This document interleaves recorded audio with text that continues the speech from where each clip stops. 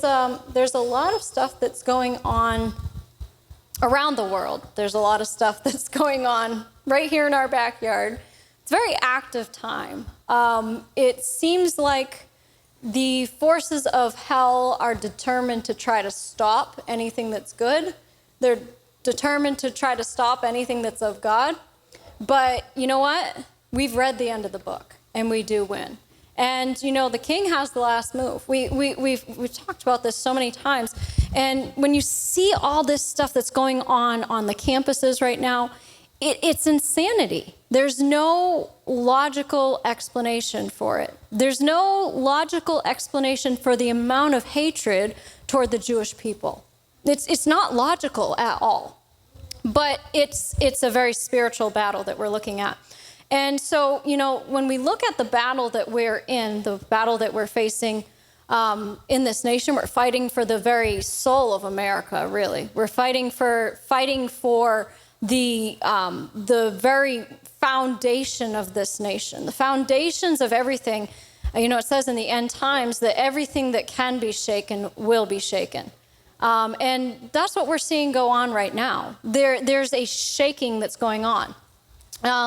Mom had come across this article that was talking about how even the mayor of New York City, Eric Adams, now he's not a believer as far as I know, but even he said that there's a demonic energy that is filling the earth.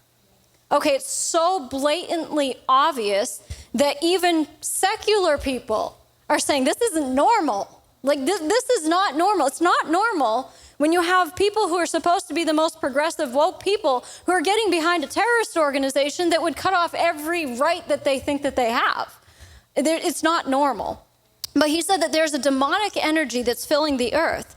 And, you know, and he looked at the clergy. He was looking at pastors and saying, it's time to pray. As the mayor of New York City, now, all politics aside, I don't stand with him on much else, but on that, he was encouraging the pastors to pray. You know, praise the Lord. New York is really like the center of so many of these events. I mean, we know about 9/11 and everything that Jonathan Cahn talked about with in writing his books about New York really being the centerpiece of it. But it's like lawlessness is increasing from this epicenter of New York City. We're now at, I think, 120 campuses that have joined in the pro-Gaza encampment, all that. They're trying to get one started here in Fitchburg State. We're not going to have that. We're not going to have that in our city. And so the church, by and large, has remained silent in the midst of all this lawlessness, but Islam has not. You have waves of people that are converting to Islam on these college campuses. Again, not knowing what they're getting into. There was a young Iranian woman who had to flee her country and move to Germany, and she was talking about how it's like a slap in the face to her to see people trying to marry together the far left ideology and Islam. They don't jive together. They just don't. You know, I mean, you get the LGBTQ whatever agenda going on. Do you know what they do to them in these Muslim countries? There was the first all-Muslim city council that was just elected in Michigan. No surprise, there's a high population there. The first all-Muslim city council was elected. Their first order of business was to ban the pride flag in their city. They banned it. And so, it's almost like when in the Bible it talks about how you turn these people over to the enemy for the destruction of their flesh, if perhaps their spirits can be saved. It's so beyond. They almost need to have that wake-up call themselves to say, you wanted this? Fine, have at it. You want Islam to come in? You think that they're a religion of peace? You want all this stuff to feed into it? But you're going to find out that your rights are very restricted. And so Islam has not been silent, and they're recruiting here in America and globally at an amazing rate. But we know that the spirit that's behind that Again, October 7th was not a natural event. There were spirits that were operating behind those people. But it's time for us to recognize our place in his story. And this will connect to what we're talking about today. But we need to make sure our voice is heard. And we need to, of all times, this is a time to speak up and not be silent. And there's a group of us that's going to be going down to Washington, D.C. for Christians United for Israel's conference in July. I know we say this every year, but there's no more significant time to be standing with and supporting Israel than right now. They need us. Even the Jewish students here in America. The craziness of it, that Jewish students here in America should be made to feel like they aren't safe. This isn't 1930s Nazi Germany. We got to do something about it. And we've often talked about, and Dad had talked about, how if you were back during the time of the Holocaust, what would you have done? Well, here we are in 2024 with all this anti-Semitism once again raising its ugly head. And what will we do? That will be the question for all of history to record. What did the church in America do about the anti-Semitism? In the midst of all this stuff, talking about New York City, we had that eclipse that happened on 4/8, on April 8th. And the same week, there was an earthquake that was felt in New York City, and it was a 4.8 magnitude. There's not a coincidence. There's no coincidence. And like I said, in Hebrews 12, it talks about how everything that can be shaken will be shaken. And another word for shaken is sifted. And we've talked about that before, and how Satan has desired to sift you. That's what Yeshua said to Peter. Well, think about it. When the disciples were facing Yeshua's death, his resurrection, in some ways they should have known that he would be raised from the dead because he had been saying it all along. But just think of it from a natural perspective. Here's the Messiah, and he's going to be arrested and all that. And Peter's like, I'll go to the ends of the world with you. And it's like Yeshua's trying to warn him. No, you're not quite where you think you are. In these days, it's very critical for us to know where we're at. We gotta be able to judge accurately where we're at. And Dad was saying that for years. It's far more dangerous for us to think we're up here and actually be down here faith-wise than for us to admit we're here faith-wise, but then we can start building our faith to come up to that level. If you're thinking you're here, you're in denial, then when a situation comes, you're not going to stand up to the test of time. And in these days, that can be extremely dangerous. But the enemy wanted to sift Peter. What did that mean? He wanted to shake him to his foundation. There's things that we've experienced. There's things that people have experienced that could shake them to their core. And what is the enemy's goal? Is to just shake you? No, he's trying to get to your faith. He's trying to get your faith in Yahweh shaken to the point where you no longer know which way is up and which way is down. What happens when there's an earthquake? The ground starts moving. You lose your bearings. You don't know it's going up this way, it's going down that way. You lose your sense of bearings, of where you are in relation to everything around you. And it makes you unstable. In this time, we've got to be stable. We've got to be, like it says in Psalm 91, fixed and secure, fixed and stable. We can't be shaken by the things that are going on. And again, when we see situations that are going on, when these things that come across, I don't recommend you be watching the regular news, but if you happen to be around and somebody has it on, or you see something in an article passing by, do a checkup and see how it affects you internally. If you find that you see it and there's this quick little twinge of, oh my gosh, what's going on? If that starts to rise up in you, you got to nip it in the bud and address what's at the root of that. Because we can't have fear. We cannot afford to be afraid in these times, because fear will give an open door for the enemy. But the thing that we're looking at every week that we come in is about equipping ourselves. We're to be equipped. We're supposed to be, this word, if you meditate on it day and night, and you do according to what it says you're going to prosper in every way.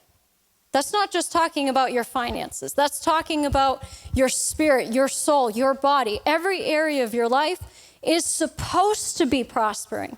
We were singing those songs today, and one of the songs was talking about the resurrection power.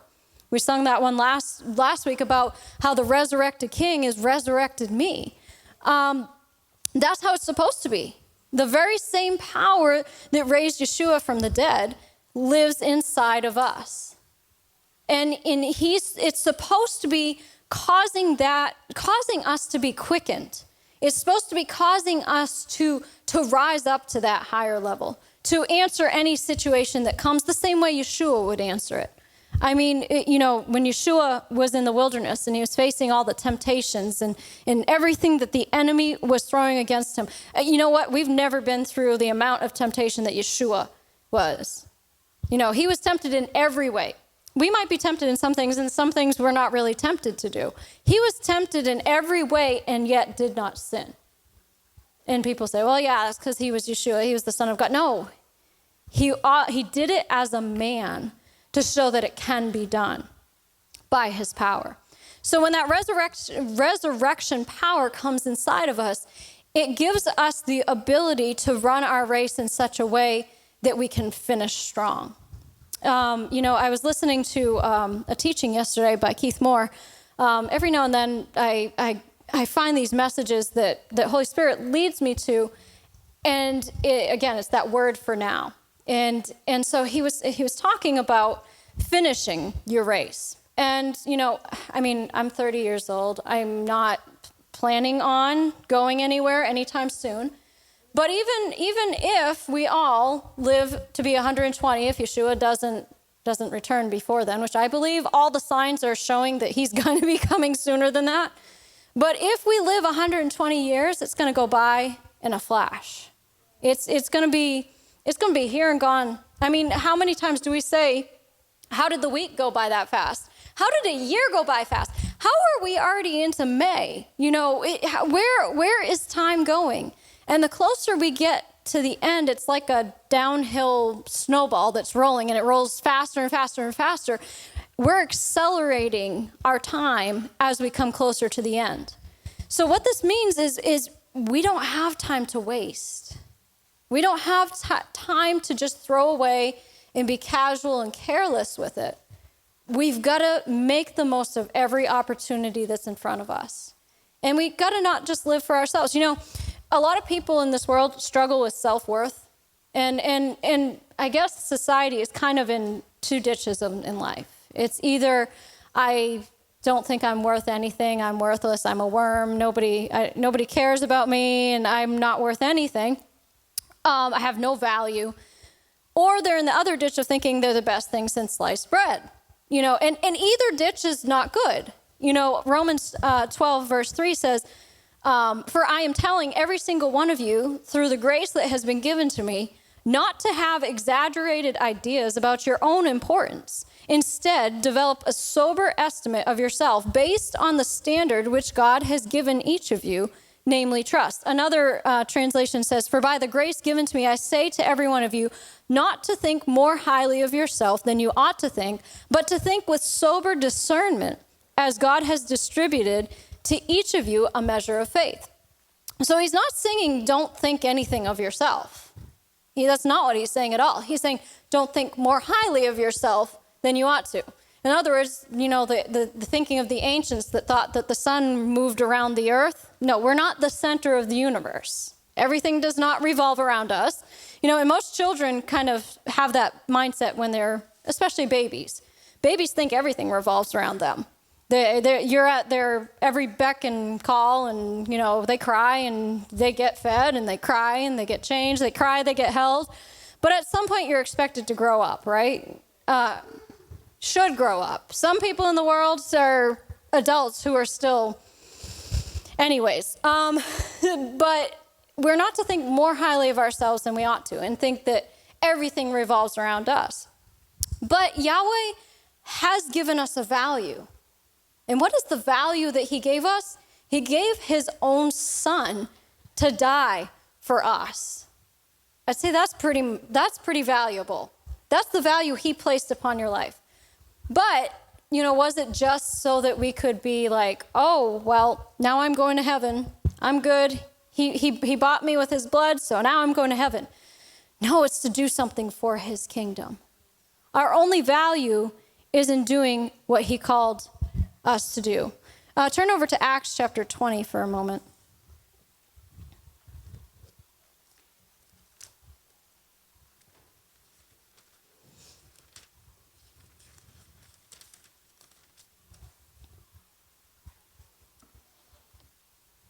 Acts chapter 20 and verse 20. Well, we'll start at verse 22, and this is Paul that's talking here. And now you see, I am going to Jerusalem, bound by the Spirit, and obligated and compelled by the convictions of my own spirit, not knowing what will befall me there, except that the Holy Spirit clearly and emphatically affirms to me in city after city that imprisonment and suffering await me. Now, that's not something that's popular to talk about, especially in the Word of Faith movement. Imprisonment, suffering, no, God's delivered us and we don't have to suffer. We don't have to suffer sickness. We don't have to suffer from the effects of sin. We don't have to suffer the things that are under the curse. But Yeshua said that if they persecuted me, they're going to persecute you. There's going to be some amount of suffering just in denying our flesh. Just in saying, I'm going to follow you, God, and I'm not going to go and do what I want.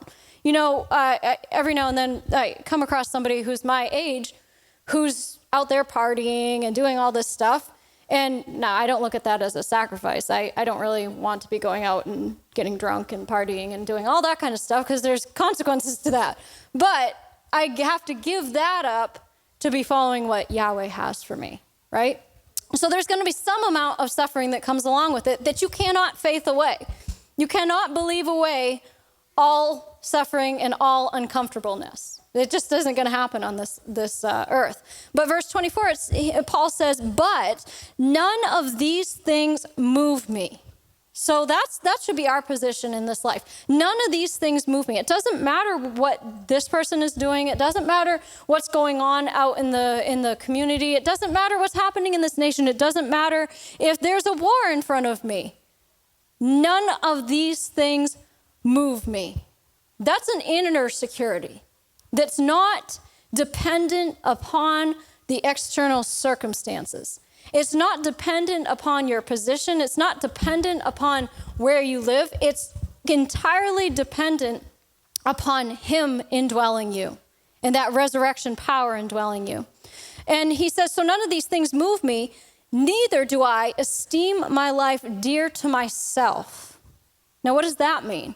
I don't count my life as any value or precious to myself. It's not about me, in other words. My life is not about me. It's not about me living and enjoying and having fun. And, people say, eat, drink, and be merry, and there's that you only live once phrase that's out there. You only live once. Well, that is true. I mean, there's a truth to that. You only live once. But that's not supposed to be great, so now just throw caution to the wind and go do whatever you want. No, it's supposed to be, you only live once. You only have one chance to get this right. You only have one chance to go around the sun. You only have one chance to do what he's called you to do. So he's saying, I don't count my life dear to myself. It's not about me. If only I may finish my course with joy. It's not about the starting. It's about the finishing that matters. You can have somebody that starts a race and they start, with all kinds of gusto and they're running, but then they come in last at the finish line because they didn't save enough energy to the end and they didn't finish well. Or maybe they passed out halfway through and then they didn't finish at all. Well, they finished, but they did not complete the race. We want to be able to finish our race, not to be evicted from it. nor not to disqualify ourselves from our race. We were talking last week, and Sherry was bringing it up about seeing, like with Jerry Savelle and other people who have gone on before us. It causes you to have a sober awareness. Now, it shouldn't cause there to be a fear. It shouldn't cause there to be a questioning of faith. We've already talked about that. It has nothing to do with faith. But there are things in our life as believers. There are things in our lives just walking about in this world. We need our earth suit. If we don't have our earth suit, we're not going to be here on earth. There's no ghosts that are walking around, disembodied spirits that are going around doing anything in this earth.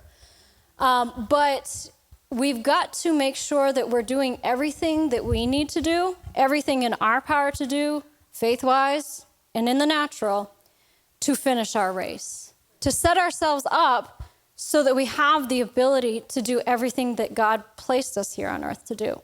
And that's why Paul's saying, it's not about myself, if only I may finish my course with joy. And he goes on to say, in the ministry which I have obtained from, which was entrusted to me by the Lord Yeshua. Now, if we think of what we're called to do, and for all of us it's different. You may be called to be a business person. You might be called to be a housekeeper. You might be called to be someone in government. You might be called to be someone, any echelon of society you might be called to be. But it's all a matter of, did God call you to be in that place?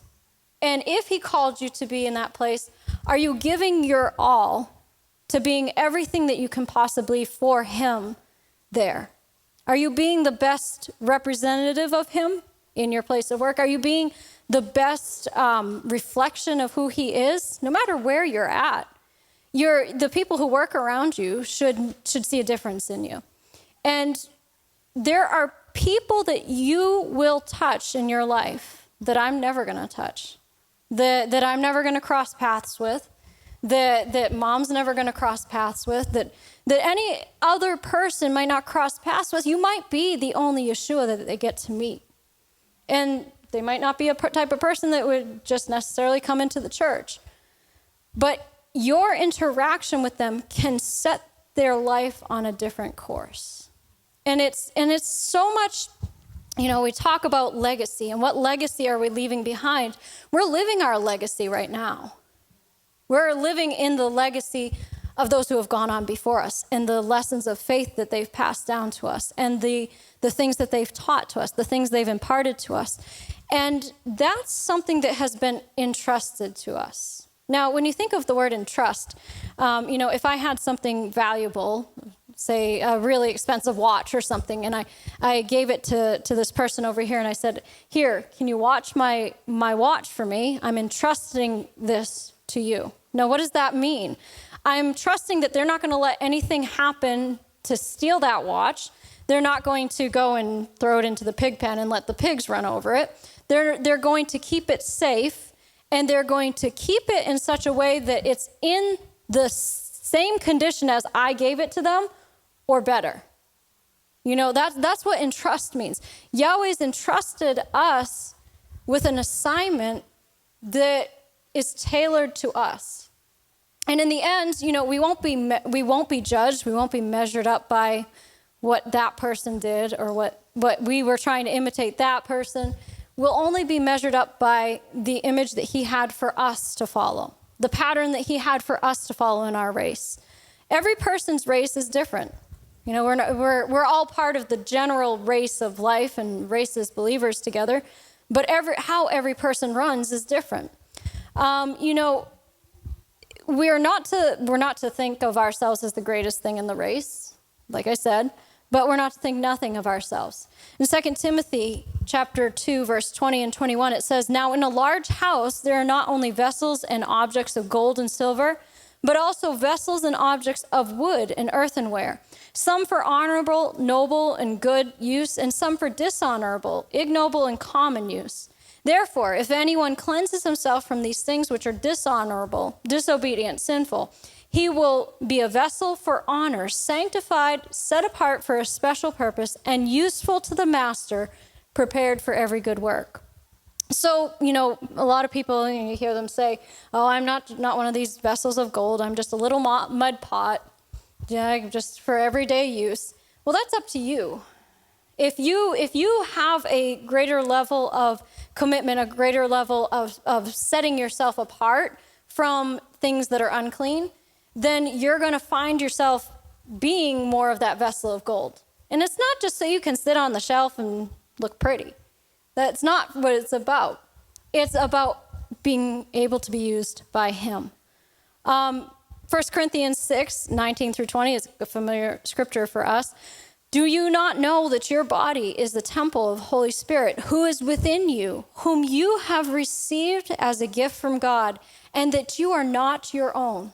Now, Paul's writing this to the Corinthians. It sounds very similar to what he wrote in Acts, that he doesn't esteem his life dear to himself.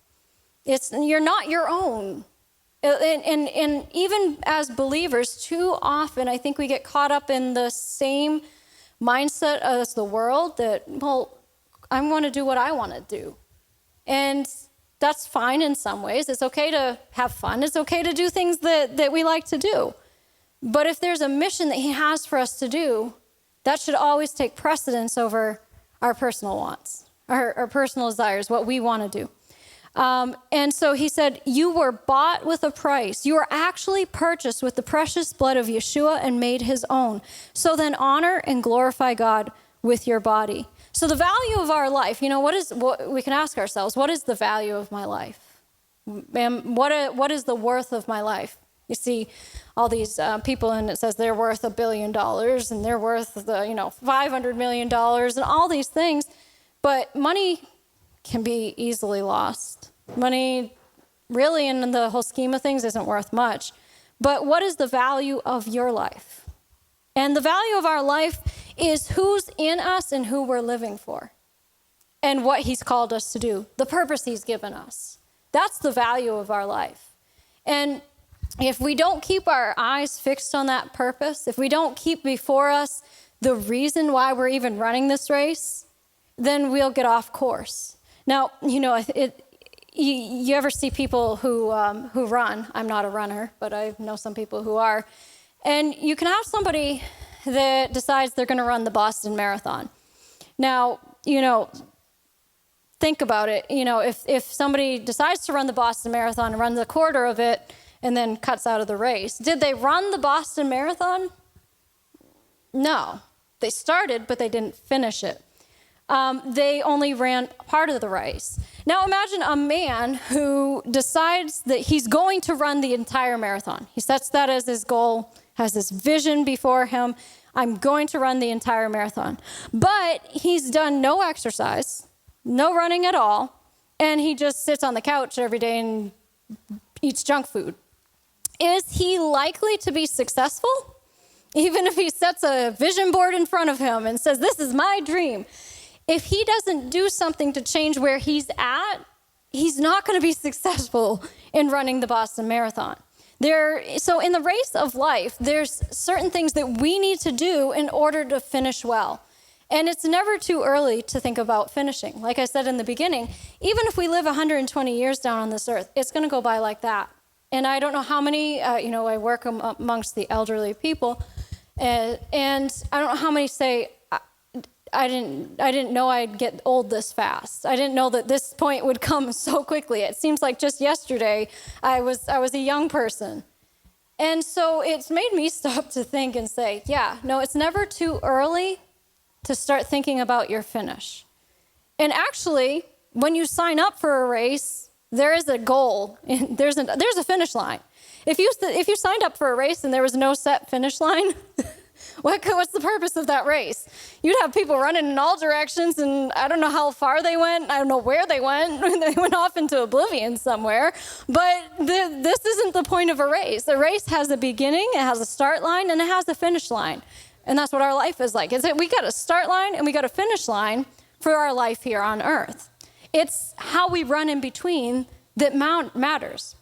And so I was looking up some things about running and how does a runner prepare? How does a runner train? How do they get better at running? Because you learn as you go through life, well, that worked. that didn't work. I shouldn't do that. I mean, at some point you see somebody running down the road with a 50-pound backpack on their thing and they're trying to train for the marathon. You might want to shed that extra weight so that you can run better, so that you can be faster. If there's anything that's slowing you down, you get rid of it. And so, I started looking this up. And number one, you have to count the cost of the race. You have to count the cost of running the race. Is it worth it to you to run this race? Luke 14, verse 26 through 30, Yeshua's talking, and he says, if you want to be my disciple, you must, by comparison, hate everyone else. Now, hate is a strong word. We don't use the word hate in our household, but this usage of the word is despise. Treat as less. Everyone else, your father, your mother, wife and children, brothers and sisters, yes, even your own life. Otherwise, you cannot be my disciple. And if you do not carry your own cross and follow me, you cannot be my disciple. But don't begin until you count the cost. So he's saying, don't even begin. Don't even sign up for being a disciple of Yeshua until you count the cost. For who would begin construction of a building without first calculating the cost to see if there's enough money to finish it? Otherwise, you might complete only the foundation before running out of money, and then everyone would laugh at you. They would say, there's the person who started the building and couldn't afford to finish it. Now, for those of you who have been to Haiti, I thought of that instantly when I read that. In Haiti, when we are building houses for children, like when we built the house for our first sponsored child down in Haiti, my brother Scott had told Dad, don't give the man the whole amount of money now. He said, okay, why? Because he'll put that whole amount of money into the foundation and then not have anything else to build the rest of the house with. So in Haiti, you have these half-finished homes because they put so much into this part of it. Well, I can build it bigger because I have all this money. No, they're not thinking long-term. They're not thinking, I need to make this last so that I can finish the house, so that it's actually livable. So you end up with a great foundation, but nothing to live in. So count the cost and make sure that you have enough to be able to finish the race. Enough what? Enough energy, enough strength, enough anything you need to finish the race. The Message paraphrase of that says, anyone who comes after me but refuses to let go of father, mother, spouse, children, brothers, sisters, yes, even one's own self, can't be my disciple. Anyone who won't shoulder his own cross and follow behind me can't be my disciple. Is there anyone here who, planning to build a new house, doesn't first sit down and figure the costs so you'll know if you can complete it? If you only get the foundation laid and then run out of money, you're going to look pretty foolish. Everyone passing by will poke fun at you. He started something he couldn't finish. We don't want to start things in life we can't finish. So first of all, we got to count the cost. Is this what we know what we're signing up for? But the thing in a race is the goal of the race is to get to the finish line. It should always be to get to the finish line. Now, I think of things in relation to hiking a lot, as you all know. But the goal of a hike is not necessarily making it to the summit. The goal of the hike is to get back home safely. And in one piece, preferably. And on your own power, not being carried home. But that's the goal of the hike. So when you're hiking, the goal in mind, if you keep your goal in mind, it will adjust your decision-making to line up with that. If you don't have a goal, if you don't have an idea in your mind of what your goal is, then you're going to be in chaos. You're not going to probably make proper decisions, and you'll end up somewhere that you say, well, I didn't want to end up here. But if you don't set, without a vision, people perish. Without a set goal in front of you, you're going to wander. So we got to keep our eyes on the prize. Let's turn over to Hebrews chapter 12 for a moment.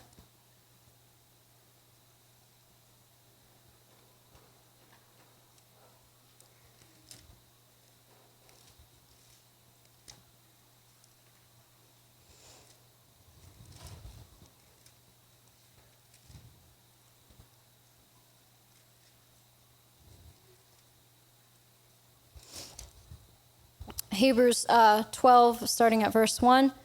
Therefore then, since we are surrounded by so great a cloud of witnesses who have borne testimony to the truth. So, stop there for a moment. We've been surrounded by a great cloud of witnesses. We know some that are in that cloud of witnesses. And these are all the people who have run the race ahead of us. They've fought the fight. They've finished their race. And they've passed down to us the legacy that we're now doing. It's like they passed the baton to us. And now it's our turn to run this leg of the race. Since we're surrounded by these people, let us strip off and throw aside every encumbrance, unnecessary weight, and that sin which so readily, deftly, and cleverly clings to and entangles us. And let us run with patient endurance and steady and active persistence the appointed course of the race that is set before us. Now that's very specific. The appointed course of the race that is set before us. Don't just run and say, I'm going to take a shortcut and go this way. No, there's no shortcuts in races. That's a good way to get yourself disqualified. I can cut through here and I'll end up on that street and I can bypass all these people. That's called cheating in races. We can't do that. We've got to run the appointed course of the race that is set before us, looking away from all that will distract to Yeshua, who is the leader and the source of our faith, giving the first incentive for our belief and is also its finisher. So he is the finisher of our race. He's the finisher of our faith. He's the one that is our end goal. Okay, if you want to say that. He's the finish line. He's the finisher, bringing it to maturity and perfection. He, for the joy of obtaining the prize that was set before him, endured the cross, despising and ignoring the shame, and is now seated at the right hand of the throne of God. Just think of him who endured from sinners such grievous opposition and bitter hostility against himself. Reckon up and consider it all in comparison with your trials, so that you may not grow weary or exhausted, losing heart and relaxing and fainting in your minds. So he's saying to set before your goal, set before your vision, Yeshua. Yeshua, if he ran his race in such a way that he kept his focus on the joy that was set before him, was that the prize at the end of the race. If he could do it, despite everything that he faced, which, as it says in the next verse, you've not yet struggled and fought agonizingly against sin, nor have you resisted and withstood to the point of pouring out your own blood. I have encountered some situations where it's been an enormous pressure on me, where I feel like I'm fighting whatever the enemy's trying to throw, and it's so intense, but I've never started sweating blood. I've never once had that happen. So we've not been under the amount of pressure and temptation that Yeshua had to face. If he could endure it, so can you, if you keep your eyes on him. I like that scene in The Chosen where Peter's walking on the water and Yeshua's like, you keep your eyes on me. Don't be looking at all the stuff that's going on around. Keep your eyes on him. If you keep your eyes on him, it has a steadying effect. When you're trying to, let's say you're mowing your lawn and you want to make straight lines on your lawn, you don't just look down right in front of where the mower is. Because I've seen people do that. What happens? You have a very crooked path down your lawn. No, you start here and you pick a spot that's straight ahead of you and you keep your eyes on that spot and walk toward it. Now, it might not be a perfect line that you draw, but it's going to be a lot straighter than if you didn't have your eyes on that goal. We got to have a goal in life. We got to have a reason for running our race. So when we're counting the cost, we got to decide if the prize at the end of the race is something that we want. If I was going to go and run a 5K, I've done a couple of 5Ks before. If I was going to go run a 5K and they said, at the end of the race, we're going to give you 5 bags of trash. I don't think I want to run that race. The prize at the end is not worth it to me. But if they said, okay, if you finish in the 5K, if we win the 5K, you're going to get $1 million. Now, that would be pretty good for a 5K. But $1 million. Okay, now it's seeming like it's a little bit more worth it. That's a prize that I want. And so for the joy of obtaining that prize, I might run a little bit faster than I normally run because I want to get that prize. So if the prize at the end is something that you really want, it's going to motivate you. It's going to keep you going. And sometimes you reach the midpoint of the race, you have that slump. You have that when you start getting tired and your body's aching from the running and you're trying to catch your breath and you feel, I don't know if I can do this anymore. And then you see the prize before you. It should motivate you to keep going.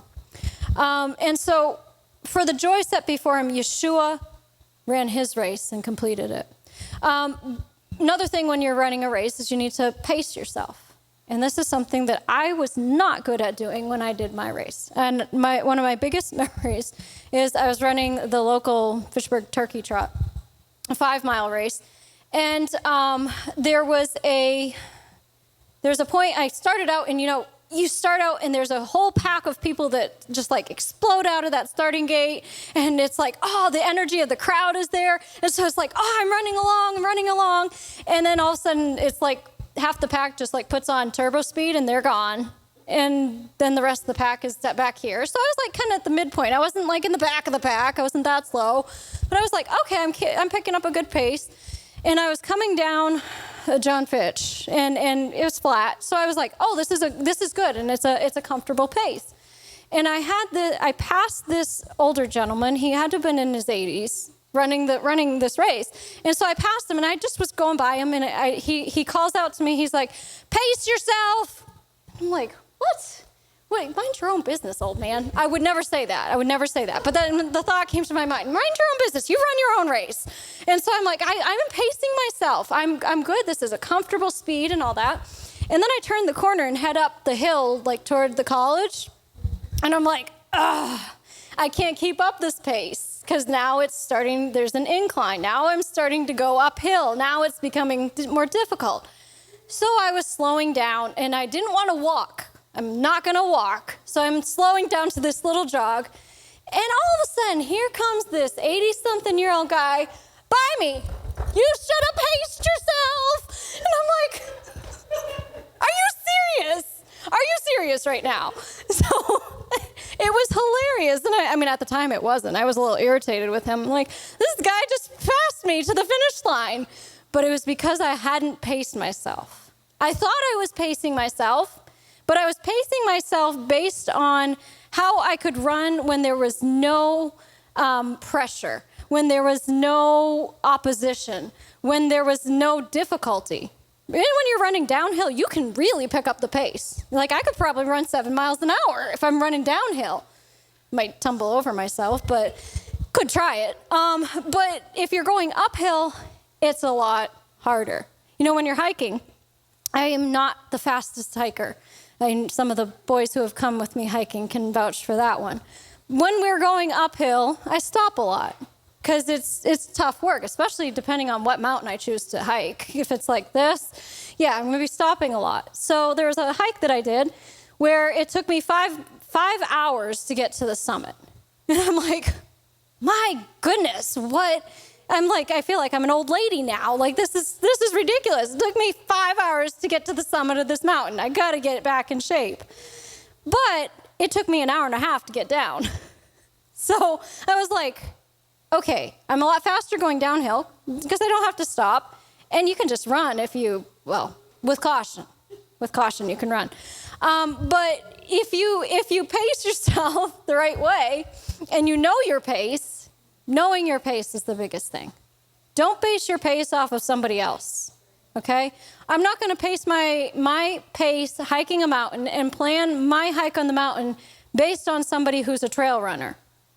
I am not a trail runner. I don't run up the mountain. I got to make the plans based on my own pace. So don't be moved by anybody else. There might be other people in their race who are a lot faster than you. There might be a lot of people who seem like they're in better shape than you. You run your race.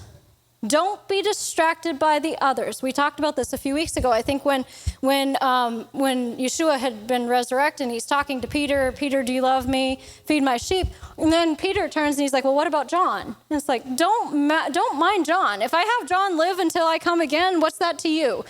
You follow me.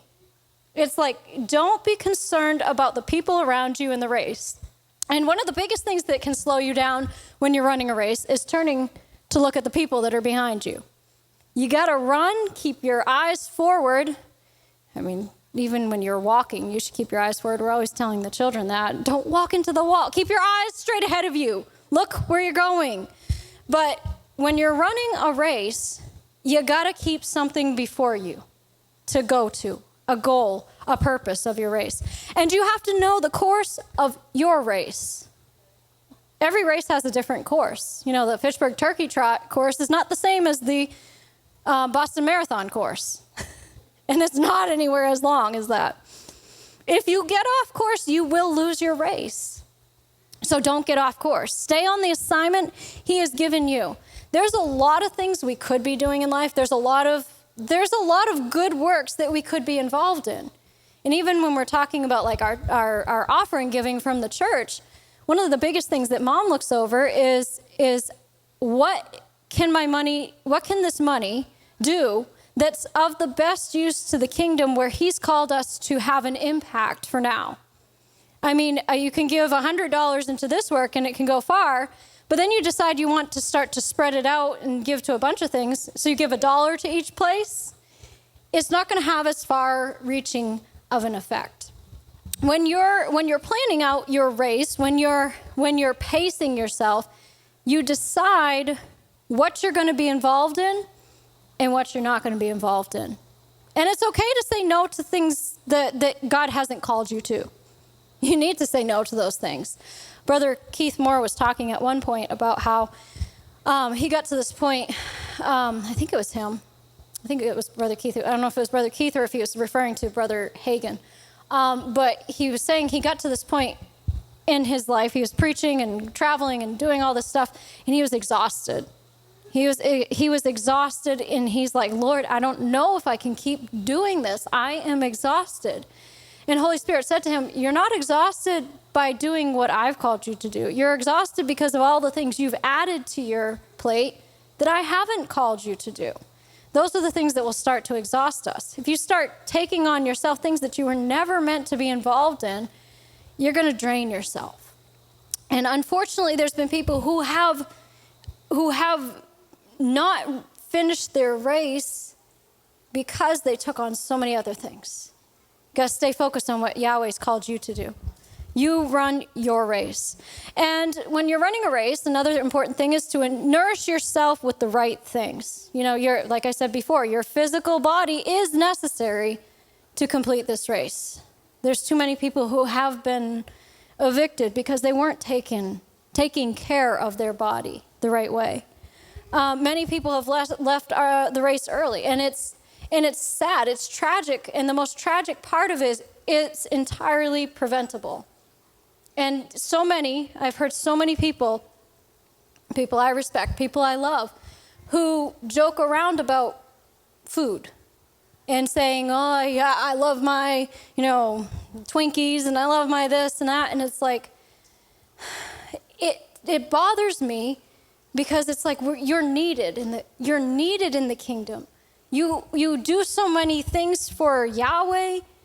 You need to be here as long as you can be to finish it.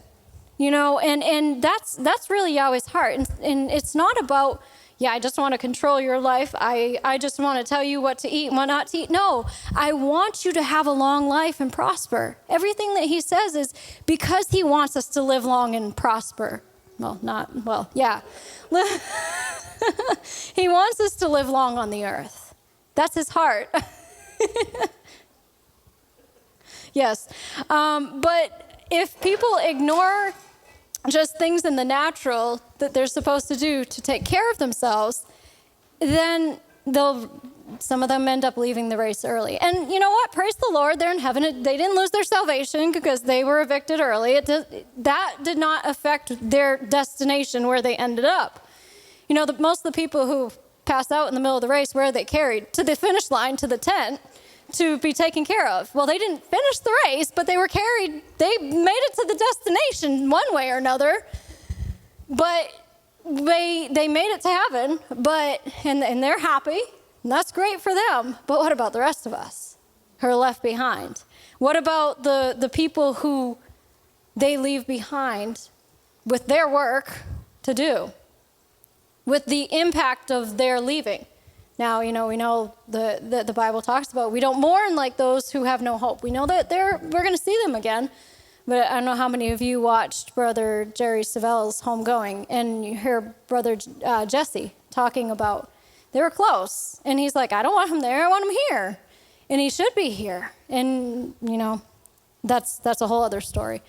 But the whole thing is we owe it to those around us, those who we love, those who love us, to take care of ourselves. We've got to take care of our body. We've got to take care of the things that we know we need to do. And the other thing about running a race is don't quit. You'll never win your race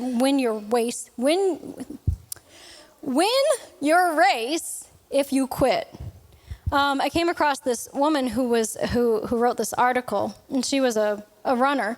She says, a former collegiate distance runner, I understand what it takes to win a race. It takes hours of training. It takes hard work during practice and in the weight room. It also means putting away poor eating and sleeping habits. Clearly, a diet of ice cream and cake mixed with 4 hours of sleep is a recipe for disaster leading up to a race. You're just not going to run the race very well. In my experience, a diet of lean protein with fruits and vegetables proved more successful, along with going to bed earlier than my socially active peers. We've talked about that for a long time. Getting enough sleep is necessary for your body. Being able to finish strong can make all the difference on the outlook of your race. The end of a race can be a mix of good and bad feelings. Some feel exuberant, even refreshed at the end being in sight and find that second win. Others just can't seem to make it across that finish line soon enough. And if you've seen any of the things, I caught this clip from the Boston Marathon, and there's this person who was getting ready to cross the finish line, but his legs had seized up, like the muscles had just completely cramped up, and so he couldn't even take another step. So people came alongside him and helped him cross the finish line. But then you see the people who just they're running like they could keep running all day, and they cross the finish line, and they're like, yeah. So what's the difference between that person and that person? I want to know what this person did that they crossed the finish line and were like, yeah, this is great. I don't want to be like the person that barely drags themselves over and then has to find a trash can. I don't want to be that person. This person wrote, I know that even if I feel like I have absolutely no energy left, if I finish strong by throwing in a sprint at the end of the race, it ends on such a high, happy note. So, we've said this before. We want to go out in a blaze of glory. We don't want to barely drag ourselves into heaven like, I made it by the skin of my teeth. I barely made it. No, we want to finish our race strong. And we've seen people who have finished their races strong. Brother Hagin is a good example. Now, he set his end goal in sight, and he said how long he wanted to live. I think he probably had a few more years that he could have, but it was his choice. He ran his race, and he said, at 7 o'clock on Sunday morning, going home to be with the Lord. He ate his breakfast, sat there, smiled at his wife, and went. So it's that's finishing strong. I'm not being evicted because my body's sick. He overcame so many things in his body.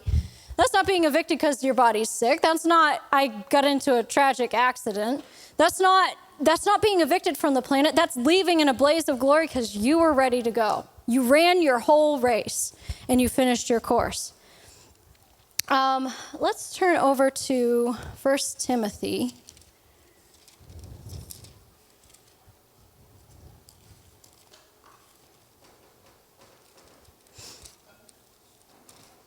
I'm sorry, 2 Timothy. 2 Timothy chapter 4.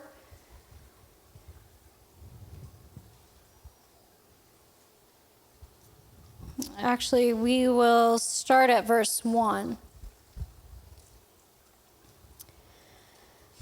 I charge you in the presence of God and of the Messiah Yeshua, who is to judge the living and the dead, and in light of his coming and his kingdom, herald and preach the word. Keep your sense of urgency. Stand by, be at hand and ready, whether the opportunity seems to be favorable or unfavorable, whether it is convenient or inconvenient, whether it is welcome or unwelcome. You, as a preacher of the word, are to show people in what way their lives are wrong and convince them, rebuking and correcting, warning and urging and encouraging them, being unflagging and inexhaustible in patience and teaching. For the time is coming when people will not tolerate or endure sound and wholesome instruction, but having ears itching for something pleasing and gratifying, they will gather to themselves one teacher after another, to a considerable number chosen to satisfy their own liking and to foster the errors they hold. Sounds like today. And will turn aside from hearing the truth and wander off into myths and man-made fictions. As for you, be calm and cool and steady. You see, there's our position. No matter what kind of fictions people are running off into, you be calm and cool and steady. Accept and suffer unflinchingly every hardship. Do the work of an evangelist. Fully perform all the duties of your ministry. For I am already about to be sacrificed. My life is about to be poured out as a drink offering. The time of my release is at hand, and I will soon go free. Now, Paul is talking about his death, obviously, but it's interesting he describes it as a release. The time of his release is at hand. Another translation says, the time of my departure is at hand. What do we think of with a departure? I think of like a flight leaving. Your flight leaves, there's a departure time. And so he's saying, I'm about to depart this earth. And what is his testimony? In verse 7, he says, I have fought the good fight. I have finished the race. I have kept the faith. You know, we all want to be able to say that at the end of our race. Again, like I said, even if we live 120 years, Yeshua doesn't return before then, it's going to go by in the blink of an eye. We want to be able to say at the end that I fought the good fight, I finished the race, and I've kept the faith. Those are three things. Those are three separate things. Fighting the good fight means you're not quitting. You're not stepping out of the battle. You finished the race. You didn't stop halfway in the race, and you kept the faith. In other words, no matter what the enemy tried to sift you with, no matter what he tried to use to shake your faith, you held on to that faith, and you never let go. You held it to the end. I think I have that scripture here somewhere. Yeah, Hebrews 3:15 says, for we have come to share in the Messiah if indeed we hold our original confidence firm to the end. See, that's that whole, it's not about starting, it's about how you finish. How are you going to finish your race? Are you going to have the same amount of energy and confidence as you had when you started? Or are you going to peter out along the way because you weren't pacing yourself? You weren't building your strength along the way. We want to be able to say, I fought the good fight, I finished the race, and I have kept the faith.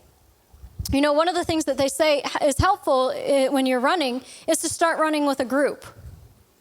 There's something about group energy that can get you going. Like I said, I run faster when I'm in a race where there's a bunch of people around me. It just like it energizes you to go faster than you normally would just on your own. And so there's the verse, I think it's in Hebrews, where it talks about that we are to encourage one another today, while it is called today. Why? So that none of us get distracted or discouraged in life. You know, the enemy is the same enemy that talks to all of us. Any one of us can become discouraged. We've got to look out for each other. In this race, it's more than just an individual race. It's more like a team race. It's like a relay race. We depend on our team members. And, you know, if you have a relay race and the first two people that take off have a really fast pace and they're doing really good and they're beating, but then the last two people are barely running, the team is going to suffer for it. We want to make sure that we're, as a team, helping each other out in this race. You know, another important thing in our race is seeing beyond the moment. You know, even though Paul knew that, he said, chains and imprisonment await me, he said, none of these things move me. because he was not looking at the things which are seen. He was not looking at the things right in front of him. He was looking beyond the pressure of the current circumstances to the outcome, okay? And again, that's the whole thing we need to keep in our mind is we got to have an eternal perspective. What I'm doing today, if by illustration only I was to step out of this planet today, am I doing what Yahweh called me to do? Will I leave this earth being able to say, I was doing what he called me to do? We want that to be our testimony. If Yeshua was to return tonight, would we be found about our Father's business? Or would we be found just like the 5 foolish virgins that were sleeping? We're, oh, well, he hasn't come yet. Might as well go and do my own thing. We got to focus on what he's called us to do. We got to make sure that when we are running our race, we keep that vision. Now, it's interesting because I think it was Jerry Falwell that was credited with this statement. He said, real vision never allows you the luxury of discouragement. If you really have vision, it does not allow you the luxury of discouragement. You can't afford to entertain it. Not to say that you won't be tempted. Like I said, the enemy will come to all of us and try to get us to be discouraged in our race. He'll try to get us to be discouraged by people around us. He'll try to get us discouraged by the situations that we encounter. He'll try to throw everything, and he knows what pushes your buttons. He's got our number. And if he can get us distracted, if he can get us discouraged, then we're going to slow down in our race, and we're not going to be running as well as we should. Runners have to focus on form in their race. And some people, if they have a coach that's training them to run, they could sometimes maybe get irritated with the coach and say, well, you're being picky. What does it matter if I pick my knee up like this or like this? What does it matter where I hold my arms? I know that with horseback riding. My instructor, sometimes when I was younger, I would get very frustrated because she's telling me 10 things to do at once. Like multitasking is one thing, but when you have to sit this way and keep this leg back and keep this leg forward and keep your arms straight. No, not that straight. They have to be bent like this, like you're carrying a tray, and act like you're sitting up, and you're literally rapid fire, that many instructions coming at you at once. I would get frustrated. I'm like, what does it matter where my arms are? I'm holding the reins. It matters because it's where your center of gravity is. And even a slight shift in your center of gravity can affect what the horse does. Even just looking like that can make the horse start to turn that way. If the horse and you are really in tune with each other, you can look a direction and the horse will go there. They'll pick up every slight change in your weight.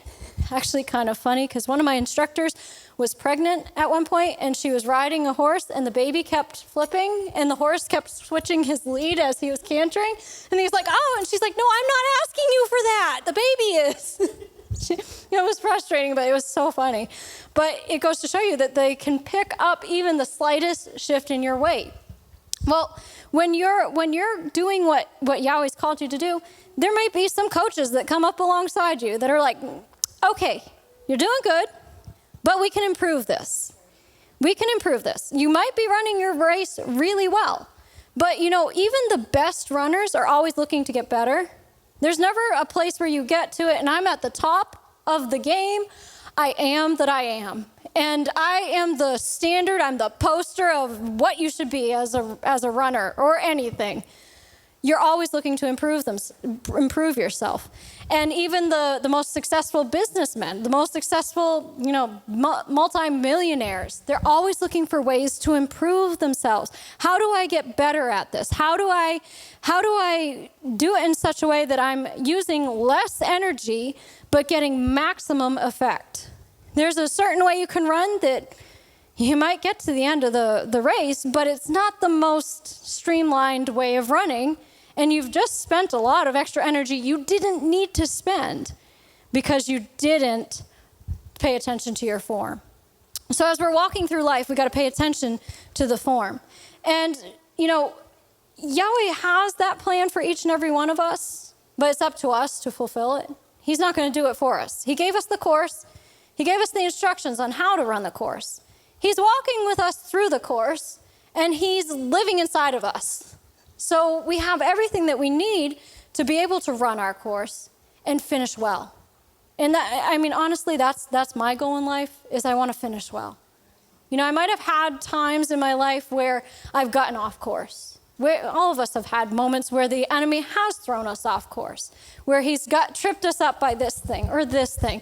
And of course, he trips us up, and then what does he do right afterwards? He comes to condemn us, and you're worthless, and look at you. How could you have done that? But you've got to pick yourself up. What happens if a runner trips over something and falls? They got to get back up and keep running. Don't stay where you fell. Don't live in the past. Don't live where the enemy tripped you up. Get back up and run. I saw this amazing one where there was a track run, and there was these high school girls, and this girl tripped coming out of the starting block. She tripped over the starting block. And I mean, she tripped and she fell flat on her face. And of course, all the rest of the girls they were way ahead of her. And so she started running, and she was limping a little bit at first. And you see her, and it's like she's in the back of the pack, like way, way, way behind the last runner in the pack. It's like she's not going to make it. And then all of a sudden you see this look come over her face, and she gets this look of determination in her. And she just starts running. I mean, I don't know how her legs moved that fast, but she just starts running. She passes every one of them and came in first. So don't ever look at it like, well, I'm never going to win that race. If she had gotten up and said, well, now it's useless, I'm not going to win this race, might as well not even try, she wouldn't have known what she was capable of. You got to pick yourself up and run harder than ever. Pick yourself up and run after God. Pick yourself up and keep your eyes on the goal then. And don't let the enemy throw you off again. Now that you know he's going to throw that thing in front of your path to try to trip you up, you're wiser. You should be wiser. Don't let him trip you up in the same area again. We learn from our mistakes and keep running. I found this article I'm going to read in closing from Rick Renner. Of course. Rick is good at describing a lot of things. And he's talking about how God has a special plan for each of us. And he said the main goal of believers should be to find God's plan for their lives and then to go after it with all their might and strength. He said, today I want to take you to 1 Corinthians 9:24, where Paul wrote, "Know you not that they which run in a race run all, but only one receives the prize? So run that you may obtain." The Holy Spirit, through Paul, is teaching here that each one of us is in some kind of race. The word race is the Greek word stadion, which later became our word stadium. However, it first described a race course that was 600 feet in length, or 1/8 of a Roman mile, the exact length that was used in the athletic competitions of the ancient world, including the Isthmian Games that were held near the city of Corinth. Because Paul was highly educated, he knew precisely what he was doing when he used a word that described the race courses of his day. As I just noted, eventually the word stadion became the word for a stadium, the place where athletic competitions were held.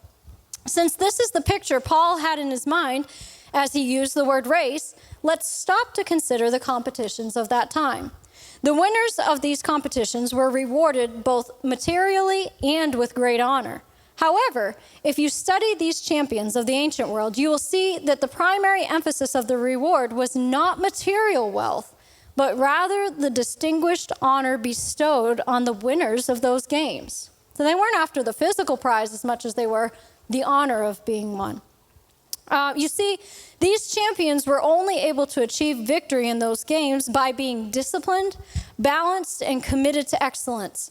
For possessing these qualities that they had to develop and display so consistently and perseveringly, they were held in high regard. You know, as much as society is like, well, you know, drifting to the lowest common denominator, there is an element of a respect for somebody who they see succeeding in something. There is an element of respect for success and, wow, look what they did to get where they are. Even if they don't necessarily say, I'm going to do that to get to that place, there is an element of respect even in our day. In addition, these champions became revered as heroes, gods, or icons in their society. Respect, honor, notoriety, and fame became their lifelong reward. In addition to these ideas, it's important to notice something else about the word race from the Greek word stadion that depicted the huge arena where the competitions were held.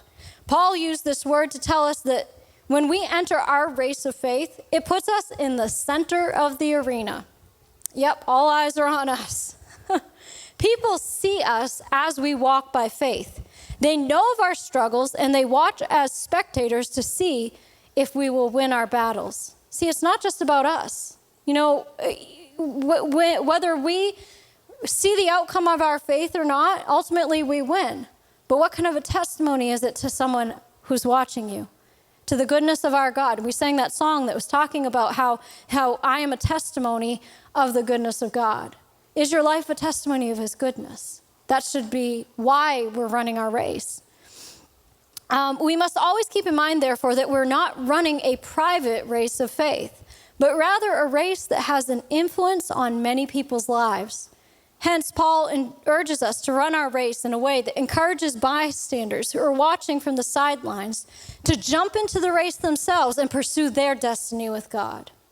By using these ideas, Paul was communicating to us that we need to see ourselves as spiritual competitors. But this life we lead is no game.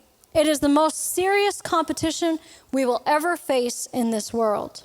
And the rewards of a life well lived are enormous. Not only will God materially reward us as we are faithful to his call, but he also reserves eternal rewards of glory and honor for those who run their race well in this life. Romans 2, verse 10.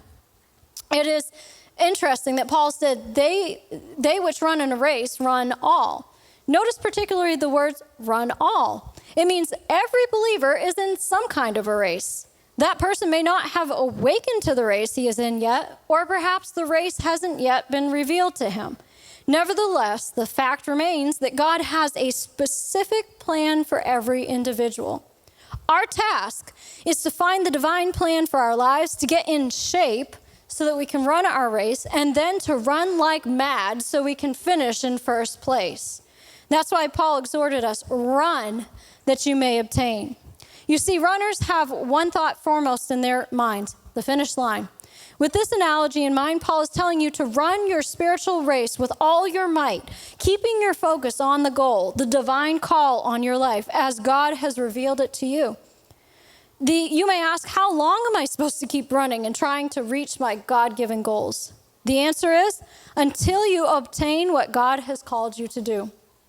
The word obtain is the Greek word katalambano, which is a compound of two words, kata and lambano. The word kata describes something that is coming downward, and the word lambano means to take or to seize something. When compounded into one word, katalambano means to grab a hold of, to seize, to wrestle, to pull down, and to finally make a desired object your very own. This is the picture of someone who finally sees what he wants, and instead of letting that goal that he desires slip away, he pounces on it, seizing it and latching hold of it with all his might. Paul uses this word katalambano to depict the attitude of a runner who is running with all of his energy, straining forward as he keeps his focus fixed on the finish line. At last, the runner reaches the goal, and the prize is now his. He gave that race all he had to give, and it paid off. Had he approached the race with a casual, lazy attitude, the prize would have gone to another. But because he ran to obtain that prize, in the end, that's exactly what he did. There's no doubt that you have a divine purpose for your life, something that God has called you to do. God has marvelous ideas and plans for you. The question is this: do you want to fulfill his plans for you? If your answer is truly yes, then set your heart on that goal. Don't be half-hearted, mealy-mouthed, touchy, or easily discouraged. It's time for you to develop some resolve. And I think we got some resolve in our camp. We're not weak, measly, mealy-mouthed quitters. We are not quitters. The Faith Christian Church is not a church of quitters, amen? We're not quitters. where did I lost my place? I got excited there. It's time for you to develop some resolve. Do you see yourself as someone who is running the spiritual race of his or her life? Or are you simply jogging for Jesus? If you're serious about fulfilling God's plan for your life, it's time to shift into high gear and to start putting all your spiritual, mental, and physical energies into getting the job done. You have to remove all distractions and commit yourself to the life of discipline, balance, and devotion. To maintain the many victories the Apostle Paul had won, he knew he had to remain vigilant. That's why he wrote, "But I keep under my body and bring it into subjection, lest that by any means, when I have preached to others, I myself should be a castaway." The word castaway is the Greek word adokamos, which means disapproved, discredited, or disqualified. This is the picture of a person who won some type of victory, but lost it due to negligence. Now that person has become a castaway. It is the portrait of a winner who has lost his victory. That's tragic. I mean, if you're already a winner and then somehow you lose your victory, that's tragic. Paul didn't consider himself so high and mighty that he couldn't imagine this happening to him. You know, if you see somebody who has fallen, who has fallen into some sin, you know, quite often you see these. The more visible a person is, the more the news spreads. It's not that other people weren't doing the same thing that they were doing, but they're visible, so it spreads. But when you see somebody who has fallen into some type of sin, be careful if your first thought is, "I would never do that. I could never do that. I could never do what that person did." Just by thinking of yourself in that higher place of "I could never," I'm sure that that person at one point thought that they could never fall into that place themselves. You're putting yourself in a place where you're vulnerable to fall because you're thinking you're where you're not. We've got to make sure that we are taking a serious account of ourselves where we really are. Paul didn't consider himself so high and mighty that he couldn't imagine this happening to him. Rather than letting his flesh get the best of him and making the same mistake others had made, Paul chose to keep his flesh under control. That's why he said, "I keep under my body and bring it into subjection." The word subjection is a compound of the word doulos and ago. The word doulos is the word for a slave, and the word ago is the Greek word that means to lead. Placed together, these words for subjection mean to lead about like a slave. This means that Paul mastered his body rather than allowing his body and flesh to master him. He was determined to keep his body in subjection and to lead his flesh about as his slave rather than become its slave, pandering to its carnal desires that would inevitably lead him to defeat. By mastering his body and keeping it under his control, Paul turned his flesh into a mighty instrument. His feet became his tools to take the gospel to places that had never heard the good news. His eyes became his instruments through which he was able to identify needs that God's power could meet. His voice became a voice of salvation to bring healing and deliverance to those who heard him preach. His hands became the hands of God that brought healing and compassionate touch to those in need.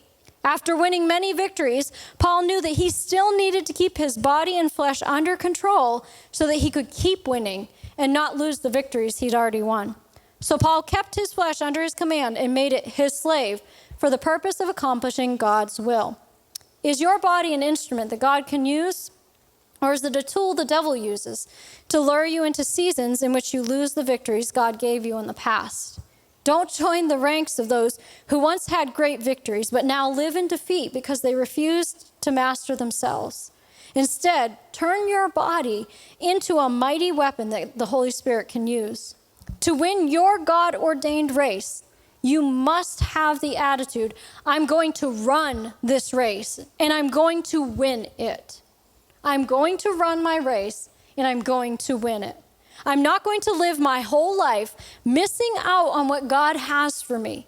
No matter what inconvenience I must endure, what price I have to pay, or what adjustments I need to make, I am going to faithfully run my race so that one day I can obtain the prize, the fulfillment of God's call on my life.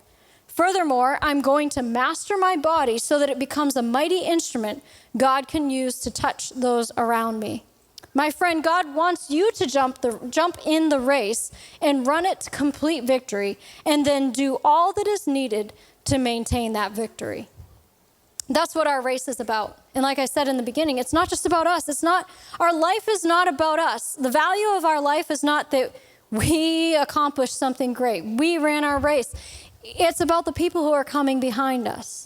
The testimony it's giving to them, the resources that it's helping them with. You know, Yeshua talked about how if you lead one of the little ones astray, it's better for a millstone to be hung around your neck and be sunk in the sea.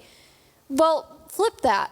If you lead one of these little ones on the right path, imagine the honors. Imagine the honors of that. There's nothing like knowing that you've impacted somebody. And I think that so many times we don't even see the impact we have on people ourselves. We think, oh, you know, if I wasn't here, nobody would care. But that's not true. That's not true. There's somebody who's watching your life. There's somebody who's watching your walk of faith. There's somebody who's watching you and hoping that you're going to finish your race strong so that they know, hey, I can do it too. If they can do it, I can do it too.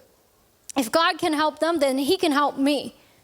Our life is supposed to be that encouragement to others. And so I encourage you to start thinking about the finish. Think about the finish line. Now, I don't encourage you to start thinking of it so much that you get your eyes on heaven and like, I'm going there tomorrow. No. Heaven is a wonderful place and I want to go there, but I don't want to go there right now because I have a job to do. I have a race to run. I have people that I need to impact. I have people that are counting on me to do what God has called me to do so that they can do what God's called them to do. We all have a part to play in this. We all need to be in position. We all need to be running our race.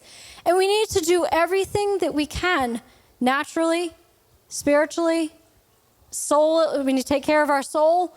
We need to do everything that we can to finish our race well.